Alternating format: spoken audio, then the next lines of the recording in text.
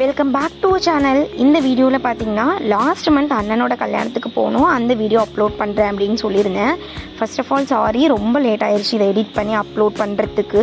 கொஞ்சம் work பிஸியில் என்னாட்டி upload பண்ண முடியல. கல்யாணம் பார்த்திங்கன்னா மேட்டுப்பாளையத்தில் தான் கல்யாணம் வச்சுருந்தாங்க. இங்கேருந்து வந்து நாங்கள் முத நாளே கிளம்பி போயிட்டோம். September 4 தான் மேரேஜ். 3 கிளம்பி போயிட்டோம். ஃபங்க்ஷன்ஸ்லாம் அட்டன் பண்ணிவிட்டு நார்மலாகவே எங்கே போனாலுமே அப்பா வந்து தனியாக ரூம் எடுத்துருவாங்க. ஏன்னா ஃபேமிலியாக நம்ம போக்குள்ள நமக்கு ஒரு ப்ரைவசி இருக்கும். மண்டபத்துலலாம் தங்குறதுக்கு எங்களுக்கு பிடிக்காது, அதனால் தனியாக அப்பா ரூம் எடுத்துருவாங்க. அதே மாதிரி அன்றைக்கும் எடுத்துக்கலாம். இன்னொன்று அக்கா கன்சீவாக வேறு இருந்தாங்க. அவங்க தூங்கணும், ஒர்க் முடிச்சுட்டு உடனே வராங்கன்னு சொல்லிட்டு அப்பா ரூம் பார்க்கலான்னு சொல்லிட்டு தேடக்குள்ளே எங்கேயுமே ரூம் கிடைக்கவே இல்லை மேட்டுப்பாளையத்தில். அப்போ பார்த்திங்கன்னா பிளாக் டெண்டருக்கு ஆப்போசிட்டில் ராயல்னு சொல்லிட்டு ஒரு ஹோட்டலில் மட்டும்தான் ரூம் இருந்துச்சு.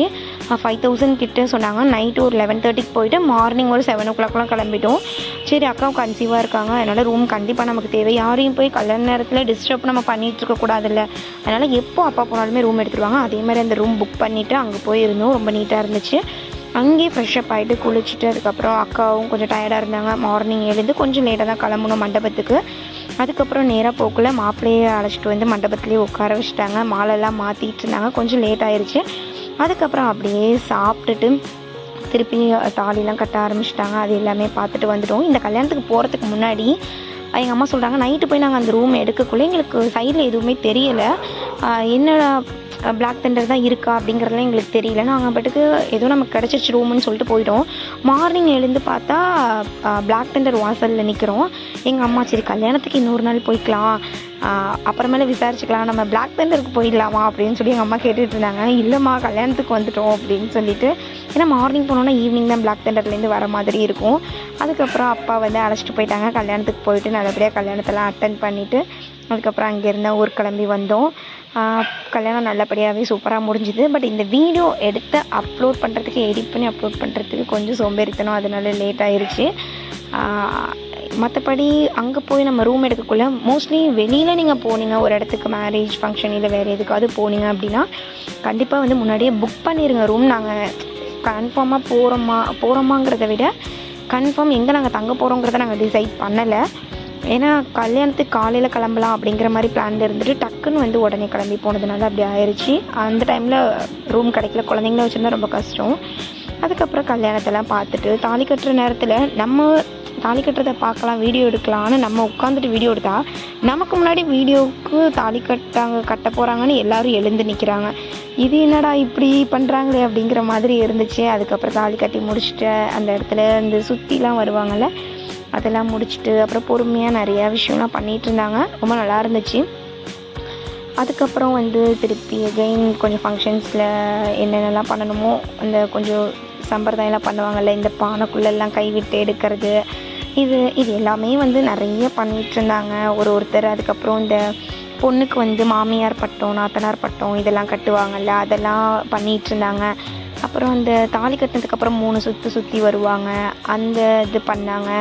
ஆனால் நம்ம ஊர் சைடு இது எத்தனை பேர் சைடு இருக்குதுன்னு தெரியல. சில பேர் வீட்டில் வந்து இந்த மாதிரி சில இதெல்லாம் பண்ண மாட்டாங்க. அவங்களோடது டோட்டலாக டிஃப்ரெண்ட்டாக இருக்கும். அதுக்கப்புறம் எல்லாம் முடிஞ்சதுக்கப்புறம் எங்கள் அண்ணன் வந்து சர்ப்ரைஸாக பெரியம்மாக்கும் பெரியப்பாக்காகவும் வீடியோ வந்து அவங்க 2 பேரையும் நிற்க வச்சு எடுக்க வச்சுருக்காங்க. கல்யாணத்துக்காக எடுக்கிறோன்னு சொல்லிவிட்டு அவங்களே ஏமாற்றி எடுக்க சொல்லிட்டு கடைசியில் நல்லா இருந்துச்சு. எங்கள் பெரியப்பாவை பார்த்திங்களா எவ்வளோ லவ்வை பெரியம்மா மேலே ஃபுல்லாக வீடியோ எடுத்து ரொம்ப அழகாக இருந்துச்சு. ஆக்சுவலாக இந்த கிஃப்ட்லாம் வந்து மறக்க முடியாது, லைஃப் லாங் அண்ணன் கொடுத்த கிஃப்டாக இருக்கும்ல. இதில் என்ன ஒரே ஒரு விஷயம்னா, எங்கள் அண்ணனுக்கு September 4 கல்யாணம்.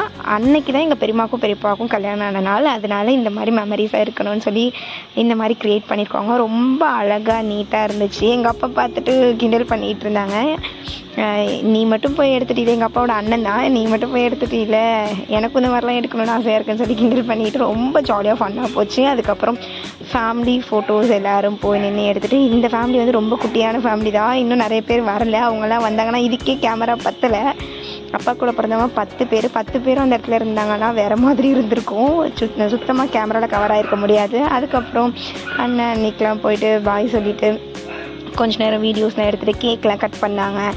அதுக்கப்புறம் எல்லாமே பண்ணிவிட்டு ரொம்ப ஜாலியாக அதுக்கு மதிய சாப்பாடெல்லாம் சாப்பிட்டுட்டு பொறுமையாக ரிலாக்ஸாக ஊருக்கு கிளம்பி வந்தாச்சு. கிளம்பி வரப்போ கூட எங்கள் அப்பாவுக்கு மனசே இல்லை, அவங்க அண்ணனை விட்டுட்டு வராங்க அப்படின்னு சொல்லிட்டு பாதி தூரம் வந்துட்டு திரும்பி போயிட்டு திருப்பி அதுக்கப்புறம் கிளம்பி இல்லை வீட்டுக்கே போயிடலாம் அப்படின்னு சொல்லிட்டு கிளம்பி வந்தாங்க.